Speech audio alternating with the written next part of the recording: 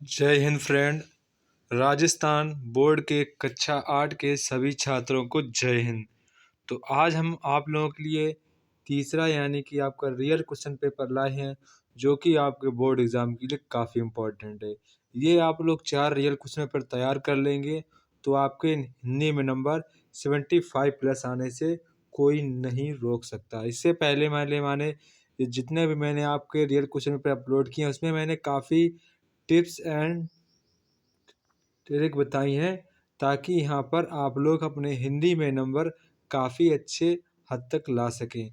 वहाँ पर मैंने काफ़ी टिप्स बताई हैं कि आपको राइटिंग कैसे लिखनी चाहिए, निबंध कैसे लिखना चाहिए, विकल्प में आपको क्या करना है, शॉर्ट आंसर कैसे, मैंने काफ़ी ए टू जेड जानकारी पिछले रियल क्वेश्चन पेपर बताई हैं, तो वहाँ पर देख सकते हैं। और इस वाले में आप लोग यहाँ पर क्वेश्चनों की अच्छे प्रकार से तैयारी कर सकते हैं। तो हम लोग वीडियो को करते हैं स्टार्ट। अगर आप हमारी वीडियो पर नए हैं तो वीडियो को लाइक सब्सक्राइब शेयर अवश्य कर लें। तो यहाँ पर जैसे कि जो हमारा पहला प्रश्न है, वर्ष पर्यंत बदलने वाली ऋतुओं में से किस ऋतु के लिए ऋतुराज शब्द का प्रयोग किया जाता है। तो ऋतुराज का मतलब होता है ऋतुओं में कौन सा ऋतु राजा है। तो ऋतु हमारी कौन सी है? वसंत ऋतु। कौन सी? वसंत ऋतु। इसके बाद यहाँ पर हमारा प्रश्न नंबर 2 है, चिड़िया जब घोंसला बनाती है तब वह अपनी चोंच से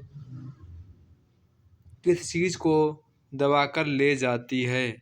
तो क्या चीज़ होती है वो? तिनके। क्या होते हैं? तिनके। तिनके। इसके बाद यहाँ पर क्वेश्चन नंबर 3 कह रहा है, पुडुकोट्टई तमिलनाडु में महिलाओं के लिए कौन सा कार्य सामाजिक आंदोलन बन गया। कौन सा बन गया था? साइकिल चलाना। इस क्वेश्चन पेपर को आप अच्छे तरीके से तैयार कर लीजिए, ये आपके लिए काफ़ी इम्पोर्टेंट है। इसके बाद क्वेश्चन नंबर 4 कह रहा है, मोहन चूड़ियाँ बेचने का कार्य करता है, तो यहाँ पर मोहन का पेशा कहलाएगा। मतलब कि यहाँ आपको बताना है कि मोहन का पेशा क्या कहलाएगा। तो क्या कहलाएगा? मणिहारी। क्या कहलाएगा? यहाँ पर उसका पेशा क्या कहलाएगा? मणिहारी।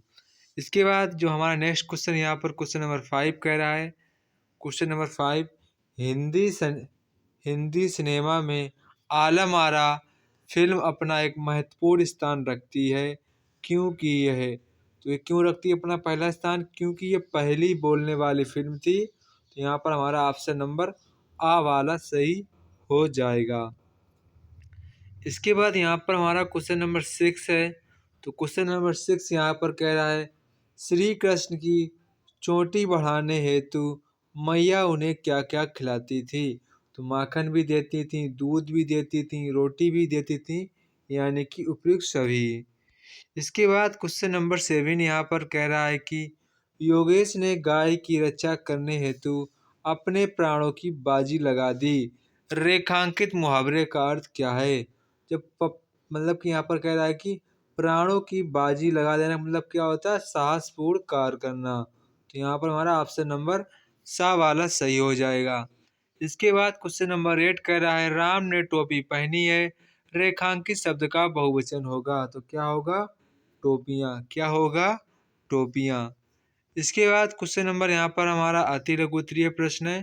तो यहाँ पर हमारा पहला प्रश्न कह रहा है, हरे हरे ये पात डालियाँ कलियाँ कोमल गात। ध्वनि कविता की इन पंक्तियों के अनुसार हरे हरे पात का क्या तात्पर्य है? हरे हरे मतलब हरे हरे पत्ते। इसके बाद जिस प्रकार क्वेश्चन नंबर 10 कह रहा है कि जिस प्रकार फिल्म में प्रत्यय लगाने पर फिल्मकार बन जाता है, उसी प्रकार कार लगाकर आपको प्रत्यय बताना है। सबसे पहले आप लिख लेंगे चमककार। क्या लिख लेंगे? चमककार। इसके बाद आप लिख लेंगे साहूकार। क्या लिख लेंगे? साहूकार। तो ये आपके 2 हो जाएंगे। इसके बाद क्वेश्चन नंबर 11 यहाँ पर कह रहा है कि नीचे दिए गए व्यक्तिवाचक संज्ञा का प्रयोग करके यहाँ पर आपको वाक्य प्रयोग करना है। तो जयपुर राजस्थान की राजधानी है। फिर आप यहाँ लिख देंगे गोविंद। गोविंद अपने माँ बाप का अकेला लड़का है। इसके बाद यहाँ पर क्वेश्चन नंबर 12 कह रहा है कि साइकिल चलाने के लिए आपको कोई 2 लाभ बताने हैं। तो साइकिल चलाने से हमारा जो शरीर है वो कंफर्टेबल रहता है, मतलब कि एकदम फुर्तीला रहता है। तीसरी बात है कि हमको साइकिल चलाने से यहाँ पर हमारा माइंड भी रिलैक्स महसूस करता है।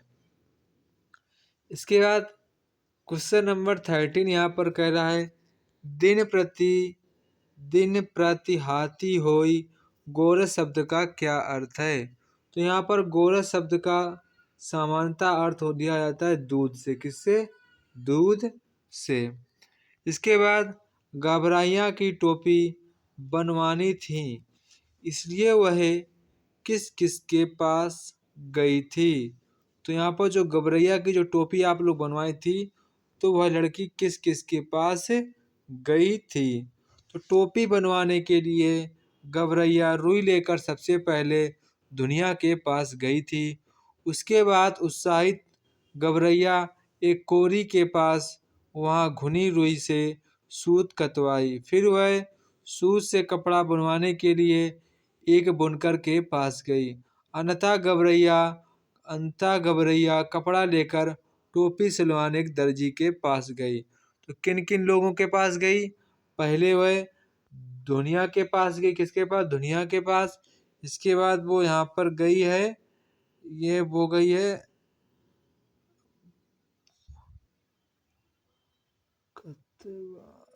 कतवाने के पास गई है, यानी कि सूत बिनने वाले के पास। इसके बाद गई है बुनकर के पास गई है। लास्ट में यहाँ पर आपके दर्जी के पास गई है। तो आप लोग इसका आंसर कर लेंगे। इसके बाद क्वेश्चन 15 कह रहा है कि सड़क पर चलने हेतु यातायात संकेतों का चित्र बनाकर अर्थ लिखिए। क्वेश्चन नंबर 16, दीवानी की मस्ती पाठ के आधार पर बताइए कि संसार को क्या देना और क्या लेना चाहिए। तो यहाँ पर हमारे मन में देशभक्ति भावना होनी चाहिए। हमें सिर्फ अपने ही लिए नहीं, दूसरों के लिए भी जीना चाहिए। यदि देश पर कोई विपदा आती है तो सब कुछ कुर्बान करने के लिए तैयार रहना चाहिए। ये हमारे अंदर भाव होना चाहिए।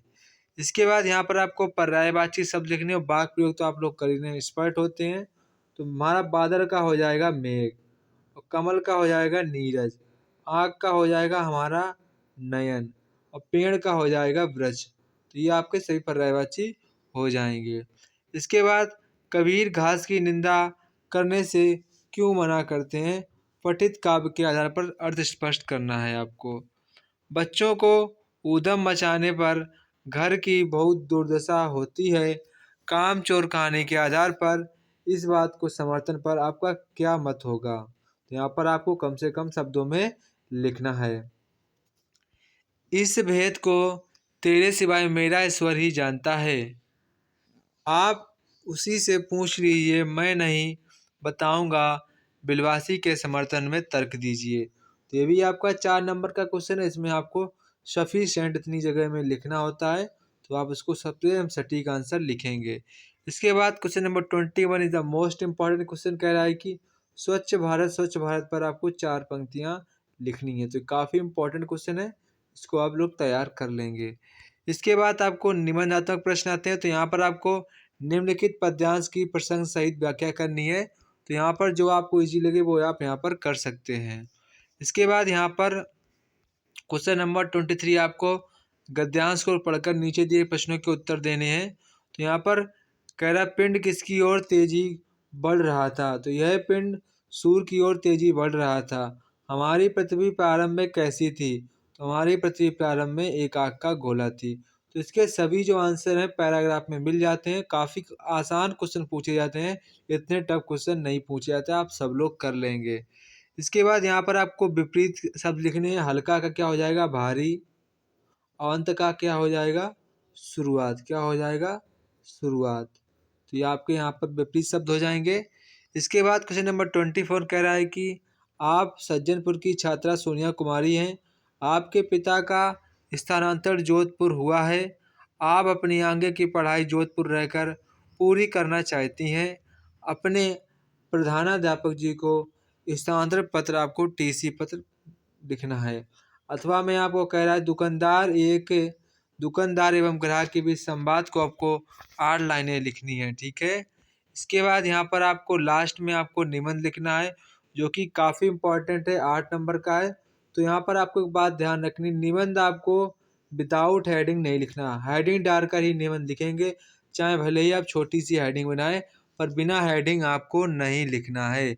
बिना हेडिंग आपको यहाँ पर नहीं लिखना, हेडिंग बनाकर ही लिखना चाहिए, तभी यहाँ पर आपको निबंध में पूरे नंबर मिलेंगे, 100% की गारंटी। तो तो दोस्तों ये था हमारा कक्षा 8 का हिंदी का पेपर। आप लोग इसको अच्छी प्रकार से तैयार कर लीजिए और अपने सभी फ्रेंडों को शेयर भी कर दीजिए, ताकि वो भी इसको पढ़ सकें। जय हिंद दोस्तों, फिर मिलते हैं अपने नेक्स्ट वीडियो में। तब तक की आप सभी लोगों को जय हिंद।